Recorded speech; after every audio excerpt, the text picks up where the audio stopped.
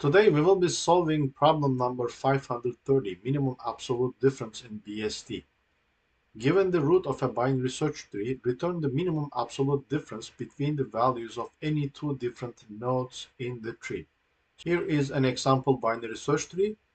If you think about it, the closest pairs would be the ones that come one after the other in sorted order. So if we get these values in sorted order and fill them up into a list, the closest pairs, we could just compare the consecutive elements in this list to find the closest pair. So in this case, in the sorted order, we've got 1, 2, the difference between them is 1, 2, 3, the difference is 1, 3, 4, the difference is 1, and 4, 6, the difference is 2. And the minimum among all those differences is 1. So you could either take 1, 2, 2, 3, or 3, 2, 3, or 3, 4. Both of them have a difference of 1. Let's look at another example.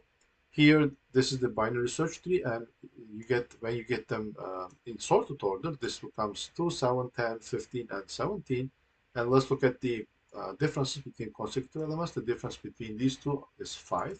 The difference between these two is 3. So the minimum difference that we have seen so far is 3.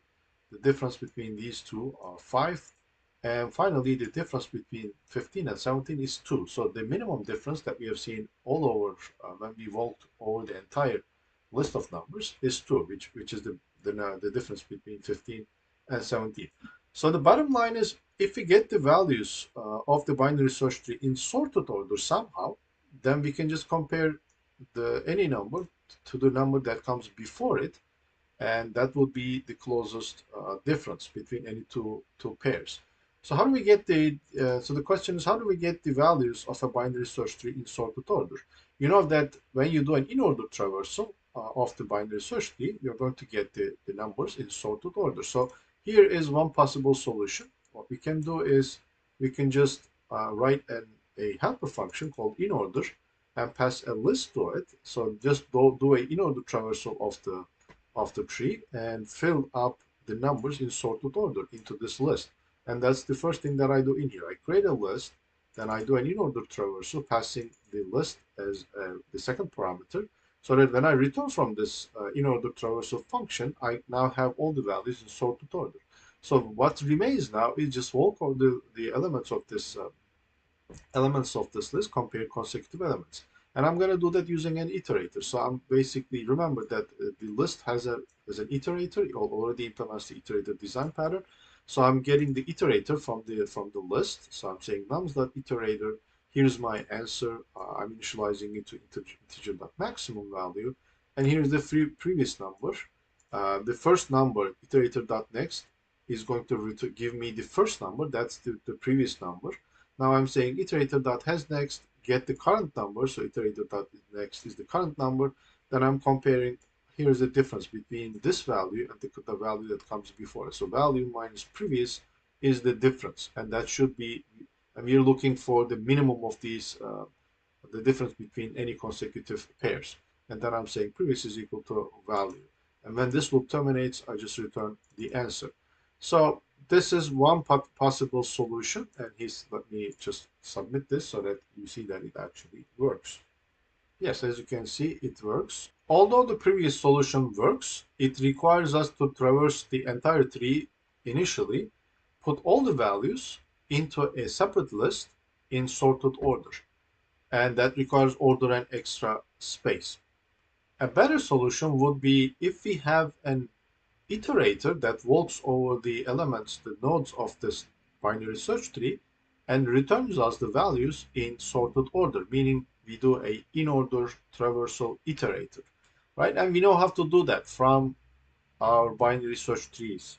So the idea is you get the root, you create a separate stack, you push these values, the nodes, into the stack. So you push 7 and 2 into the stack. And this is the initial state. That's how you initialize your iterator. Now the user of the iterator is going to call give me the next item, and that would be 2, right? So you return 2, so 2 goes away. And now if 2 had a right child, we would have gone there and pushed everything all the way following the left pointers, and it doesn't. So 2 is the first value that we return.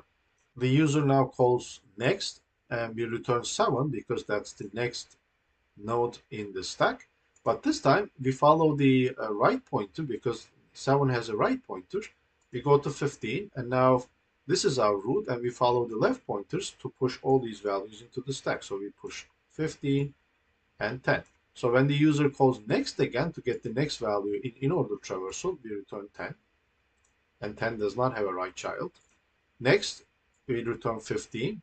15 has a right child, which is 17, so we go there and we push this onto the stack. And again, user calls next, we return 17. 17 does not have a right child. Stack is empty, iterator terminates. As you can see, using this logic, if you're writing an in-order traversal iterator, we can actually return the values in sorted order. And the amount of space that this is going to require is a stack, and we only push only the nodes on the deepest path from the root to that node along, all the nodes along this path. And that requires order depth, the amount of extra space, rather than order n, which is the number of nodes in the tree. Here's the code that implements this. We have an in-order iterator this time that returns the values in the tree in in-order traversal order, meaning that in sorted order. The rest of the code is exactly the same as before. So we get the first value from the iterator.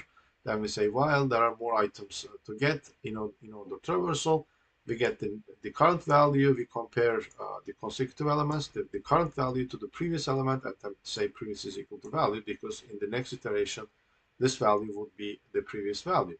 So the only thing that remains is how do we implement the in-order iterator. We already did, we have already covered how we can implement an in-order iterator in class, but let me just go over that quickly. So it's an in-order traversal class that implements the iterator design pattern. We create a stack, and in the constructor, we take the root. While root is not equal to null, we just follow the left pointers and push all the nodes onto the stack. Has next is as long as the stack contains elements, there are more items to return. And next is you just get the node that's at the top of the stack, store its value somewhere. And if it has a right child, we go there and follow the left pointers to push all those nodes onto the stack. And finally, we return the value of the current node. So when we run this thing, let me run this thing so that you see it's, now you're going to see that it is much cleaner. And yeah, it passes all the tests because there are more logic in here. There are extra classes and so on and so forth. This is taking 2 milliseconds. Maybe it's taking more time than the previous one, but the reason for that is these are simple tests.